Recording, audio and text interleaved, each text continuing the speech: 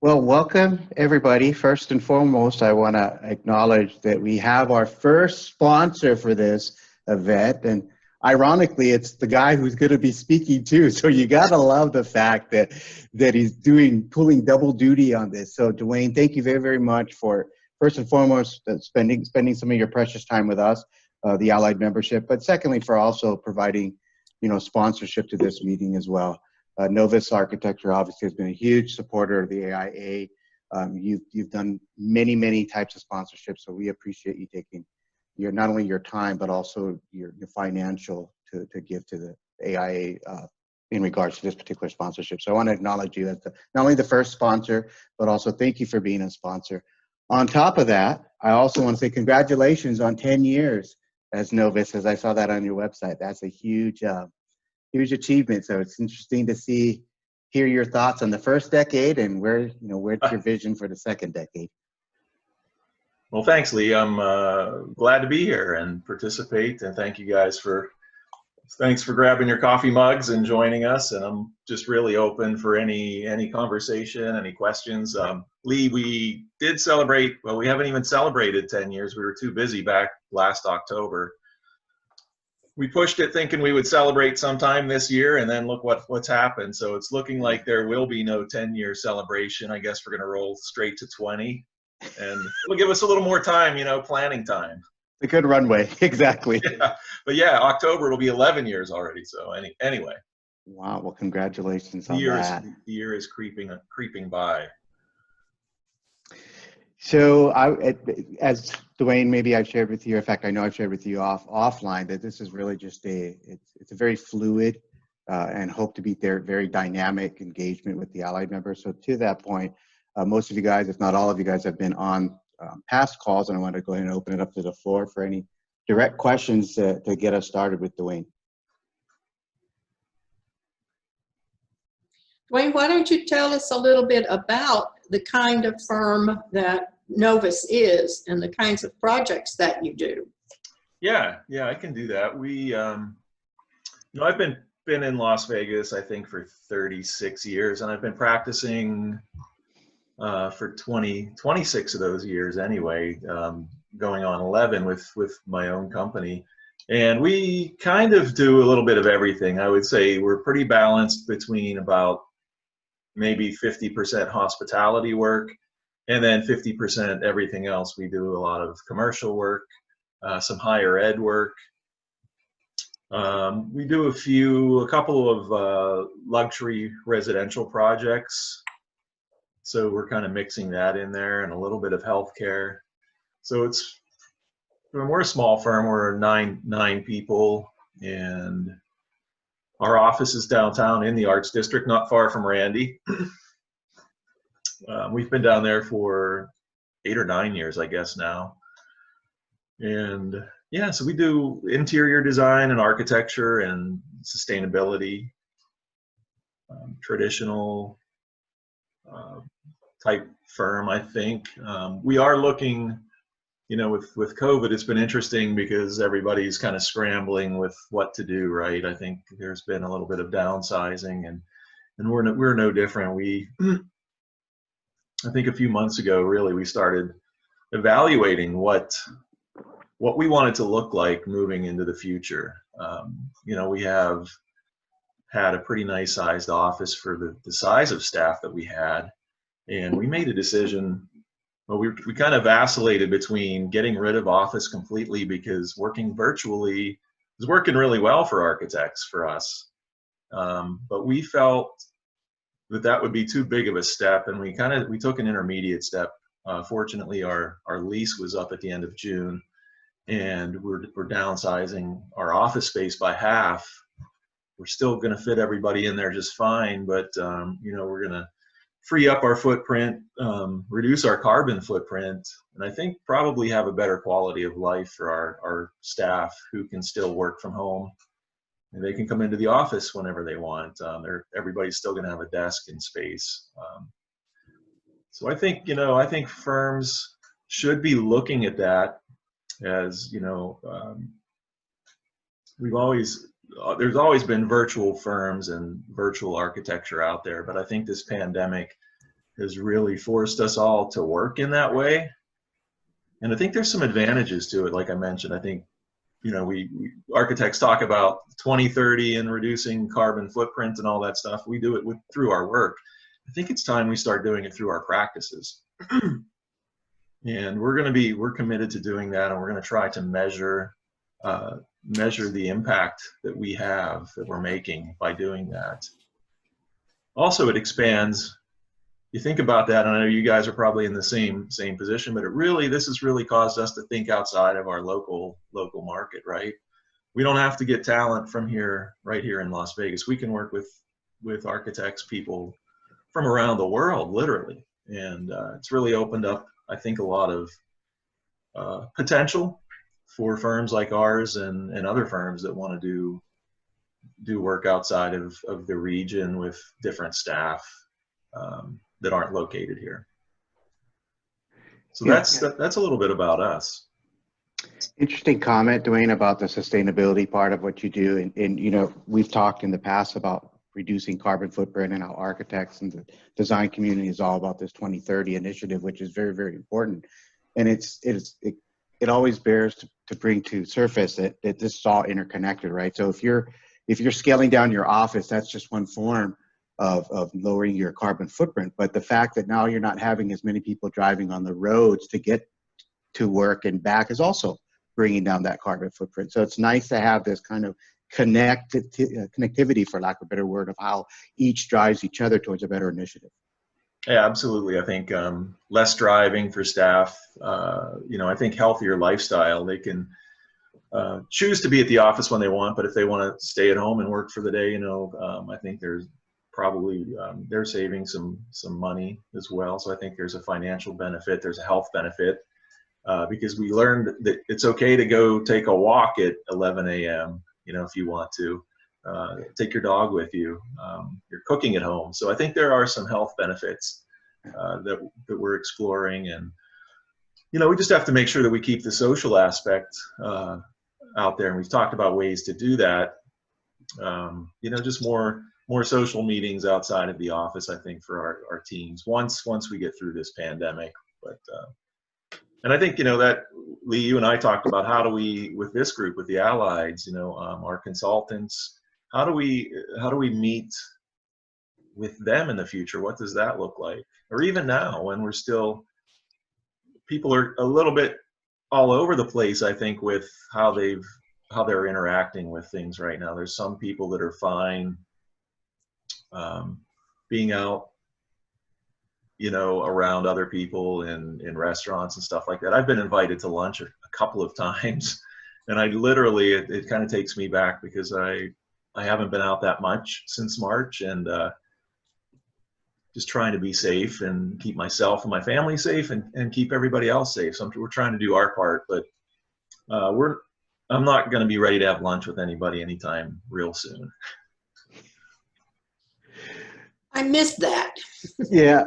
I do too. Yeah, I miss our in-person meetings, member meetings, actually, you know, where you have a chance to meet people and connect and talk about the kinds of work that you're doing. And so, yeah, I miss that a lot. And I'm sure our allied members miss it as well. Dwayne, how do you, when you have a project, how do you go about selecting the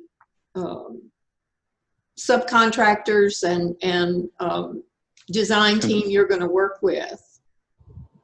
Yeah, that's a good question, Randy. I think a lot of it, excuse me, a lot of it comes from past experience, I think, for one, but that doesn't mean that we're not open to working with new companies and new firms. We have selected new firms to work with,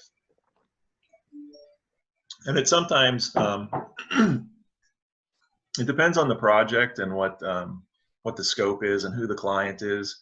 I mean, oftentimes, I'm sure you guys are all aware of it, oftentimes we have clients that kind of direct us on who to use, you know, and I would say that's more common on the hospitality side of our work, where the owner will want to work with a specific, you know, MEP firm or And then we do our own interior design where we bring the full team in, but we do have a few projects that we would work on with an owner's designer that's maybe from, we've worked with international designers, designers out of New York and LA, San Francisco, and they would bring in, they would have their own lighting designer that they would want to use specifically. But when we have opportunities, we try to develop a team, and it starts with relationships, really, right? You take a chance, you meet people, you meet a team, and you just try to get to know them and see what kind of people they are, and if there's a connection, the chemistry that transcends that and goes into a project. So we're pretty open to working with multiple teams of consultants. I have a question for you, Dwayne. You opened up sharing a little bit about your firm, and obviously interior design and hospitality, interior design and healthcare was one of the topics, or two of the points that you made. My question is considering the pandemic, how has that made you rethink your creativity in regards to how you're going to do the interior design or even the healthcare component of that? Yeah, it's kind of, we're still in that, Lee. It's we're still trying to figure out, we have a school, sort of an after school type community center project that stopped. It was a nice project that stopped right as, the end of March, early April. And we haven't restarted that yet, but I've been thinking about that. It's a classroom project with, middle school kids and high school kids. And what does that, we were literally presenting the design. I think we left our office on March 16th, and I think we were to present that project on the 19th. And it was in between there that we got the call to stop, they were going to stop the project.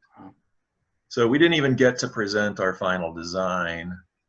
But I've been thinking about that, if and when that project starts back up, what is this pandemic, how are we going to respond to that and change? Are we going to literally have 35 kid classrooms where they're all in desking that 2 feet apart? Or are those classrooms going to grow in size, or the students going to get smaller? Are they going to have 15 or 10 kids per classroom?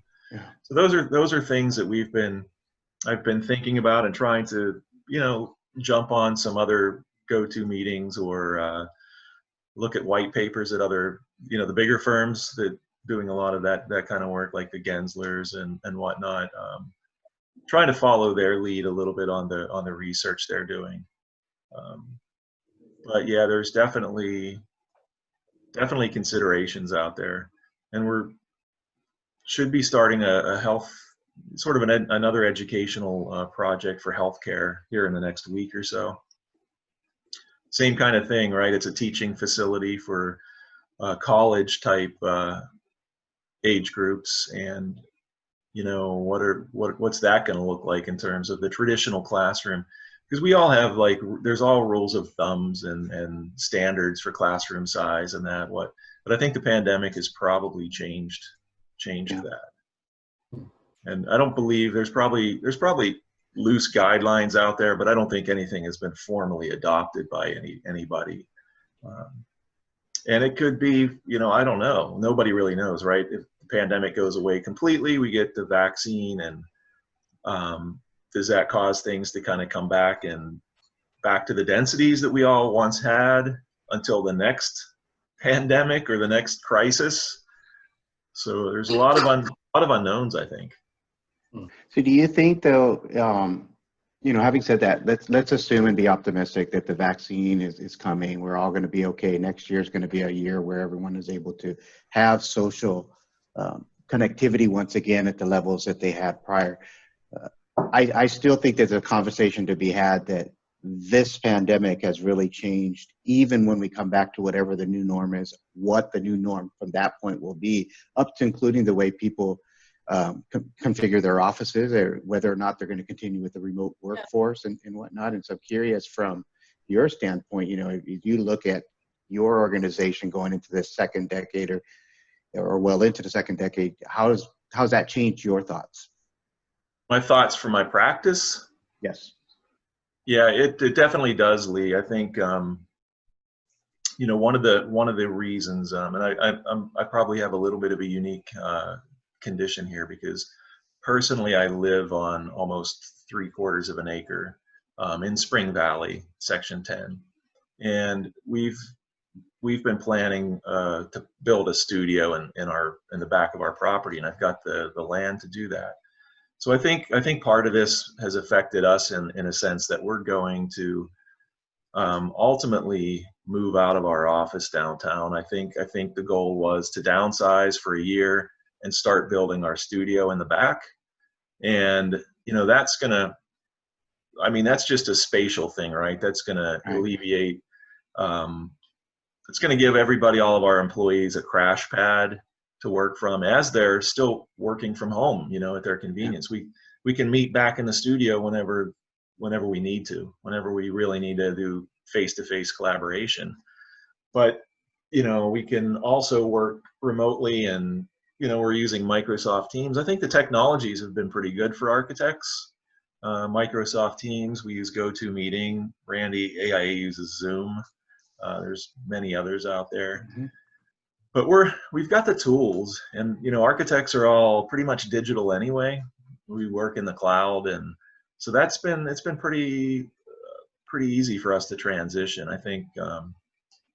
And like I said, we're not a big firm. We're a small firm, so maybe the larger firms have had maybe more of a challenge. I'm not sure how that equates, but yeah, I think it really, that's just a physical office piece component of the whole big picture, right? Then there's marketing and business development. We're still going to be out there. We still have to get out there and meet people, right? Right. That's the biggest challenge, I think, for us. We're not going to get new work and meet people by having Zoom meetings, and that doesn't happen. So we've got to get through this pandemic and find a way to get back, to bring the human scale back, so we're interacting with people, and that's the most important piece.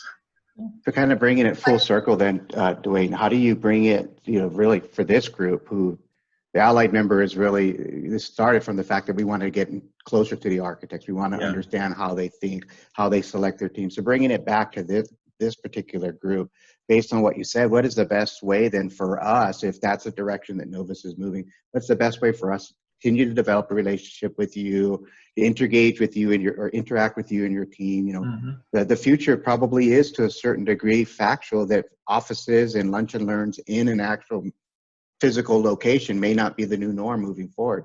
So how do we prepare ourselves to work with Novus now in the pandemic and moving forward? Yeah, I think that's a really great point, Lee. I think that's very important as well, and I think there's going to be a little bit of a hybrid thing. I think transitioning back to, let's call it normal. I think it's going to be a slow transition, right? People their comfort levels are going to increase as vaccines are available. So I think there's going to be opportunities for face-to-face, but for a while it's going to be this platform that we're on today. And gradually we'll get back to a face-to-face thing. And then I think it's going to be maybe a hybrid, where we have quick phone calls or quick Zoom meetings, and occasionally, consultants or product reps would come into the office, or we would meet for lunch or that kind of thing, but I think it's going to really be a mix. And I think my advice to you allied members who are potential consultants or product manufacturer representatives or those roles, I would just definitely reach out to the firms. And hey, architects still love to eat lunch, right? And there's some offices are coming back and they have staff, but you could easily do a Zoom lunch meeting, to present your firm and what you do, the work you do, and just get to know the faces and the people that are in the office, the leadership or key staff, project managers. So I would encourage all of you to just keep keep knocking on the Zoom door and try to make it happen. We're open to it. I think firms are busy, but I don't know if firms are slammed. So there's time, right? I think there's availability to get in and present yourself and your company.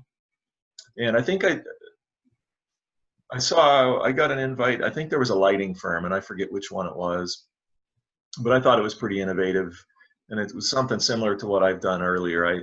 I sent a couple of clients a Grubhub gift card, and I said, hey, we can't, it's been a while. It's been like 4 months. I would normally have seen you like 50 times and probably have had lunch with you, but we can't do that right now. So here's a $25 Grubhub gift card. Let's order lunch and get on a call one of these days and just chat over lunch. And this lighting company, just I think last week or the week before, they sent out, they were doing the same thing. They were going to have a big Zoom lunch meeting for architects and different firms, and they sent out the same kind of thing, basically a gift card that people could order lunch from.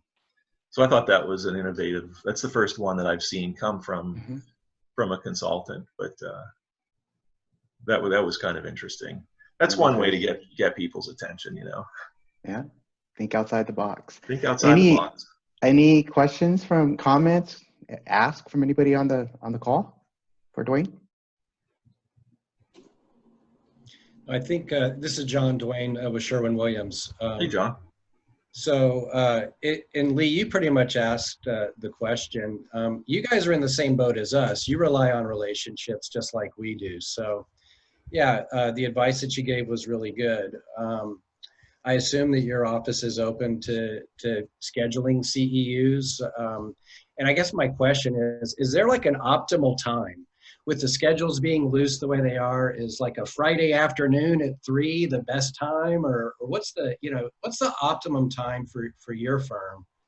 Yeah, that is a good question. We've actually scaled back, so we're not working Fridays, our group. But I think everybody has probably a different schedule right now. I think lunch hour is good, or we've done some things on Thursday. Thursdays seem to be good, towards the end of the week. But I think most firms probably would prefer something around lunchtime or towards maybe towards the end of the week. But I'm probably guessing just based on our firm and what we like to do. We try to hit it hard, the beginning of the week, and then and then relax a little bit towards the end of the week. Okay, thank you.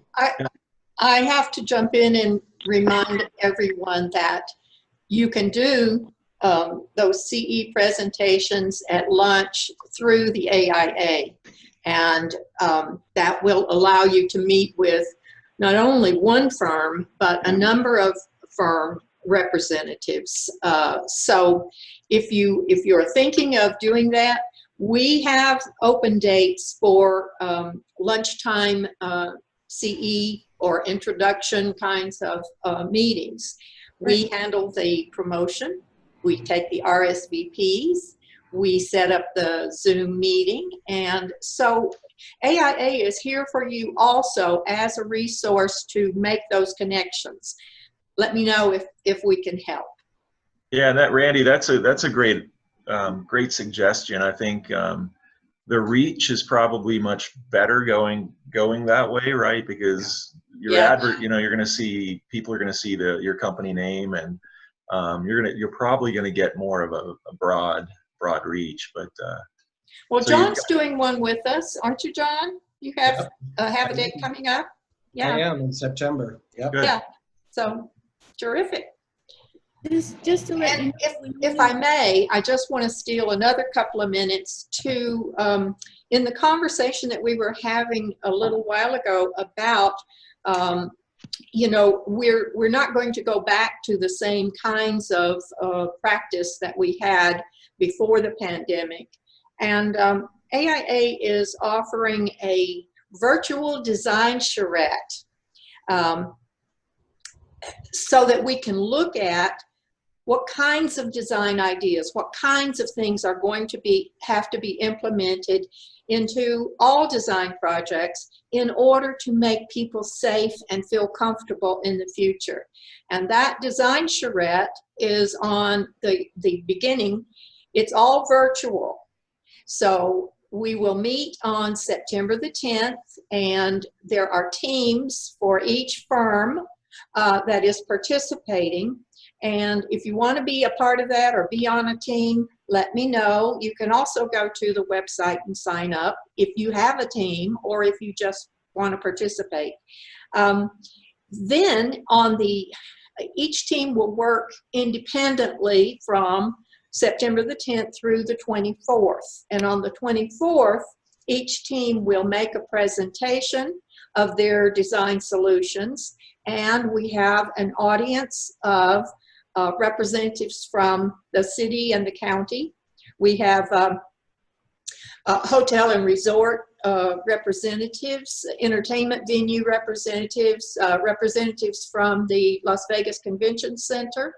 And another important part of the whole design charrette is we are working with the UNLV School of Public Health so that we have advisors from the public health school to advise on what kinds of things we need to be thinking about when we design projects in the future. So I bring that up because I think it's a really good opportunity for us, and if you have the time and would like to participate, we would love to have you. Thank you for the commercial.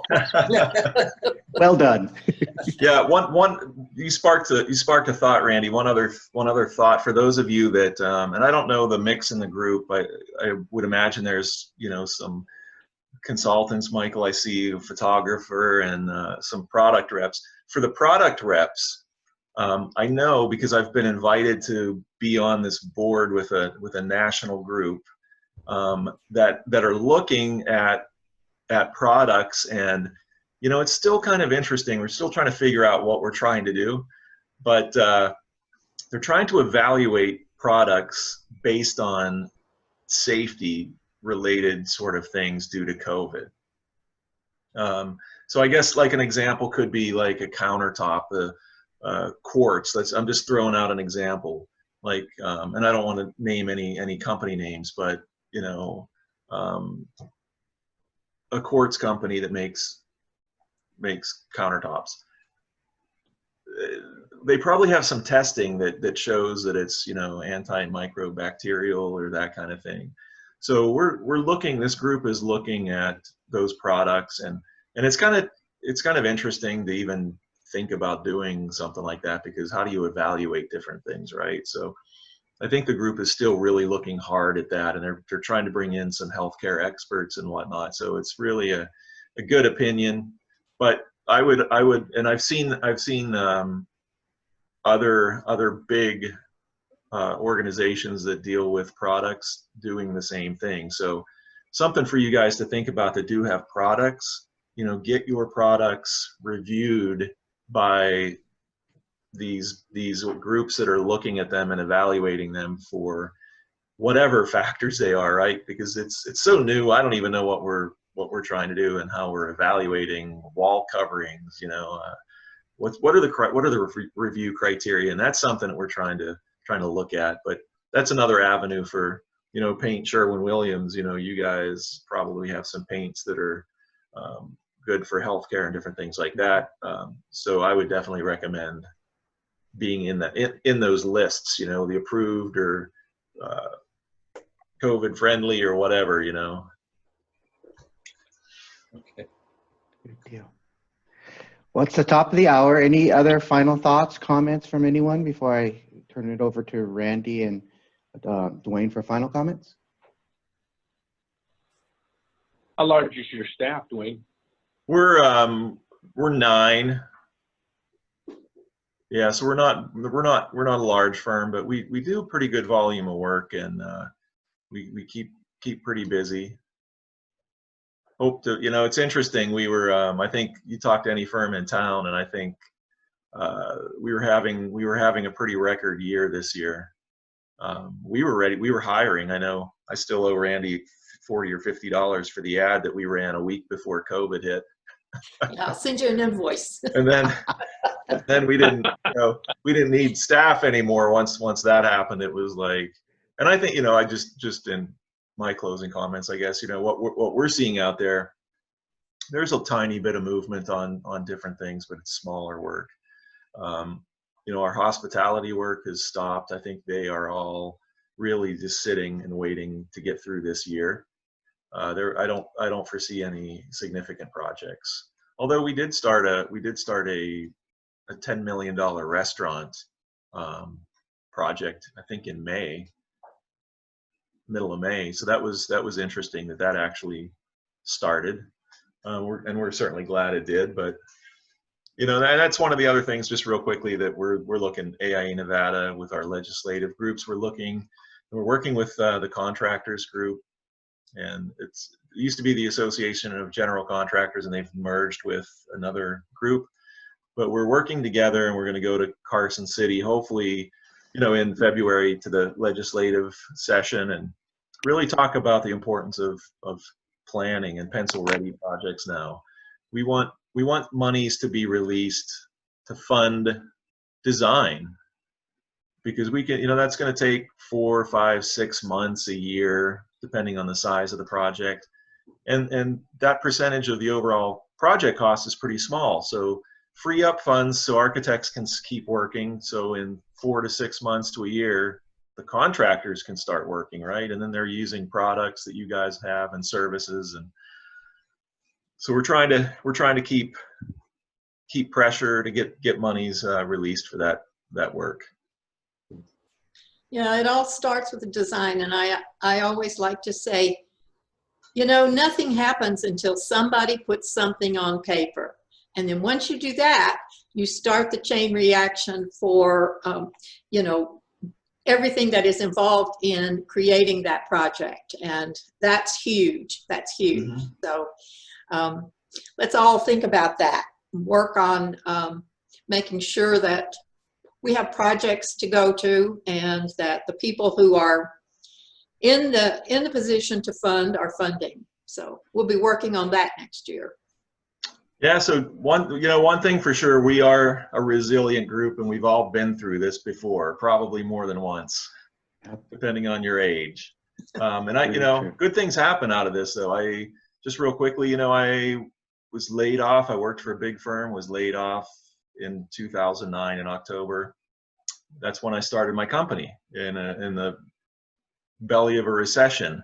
And here we are again, a decade later, and it's very frustrating. And frankly, it's sad to see what's happening, and to people and their businesses and their lives, and the deaths caused by the pandemic, by COVID-19.